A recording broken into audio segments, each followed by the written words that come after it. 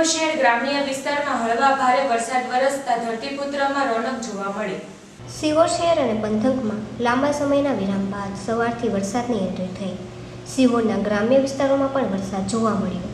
સિહોર સહિત ગામડાઓમાં લાંબા સમયના વિરામ બાદ વરસાદ વરસતા સૌ કોઈના ચહેરા પર રાજીપો જોવા મળ્યો। અસહ્ય ગરમી સામે વરસાદી વરસી રહ્યો છે, ત્યારે આ પંથકના લોકો પણ હાશકારો અનુભવી રહ્યા છે। વરસાદનું ફરી આગમન થયું છે, ત્યારે મૂર્ખતા મોલ પર કાચું સોનું વરસતું જોવા મળી રહ્યું છે।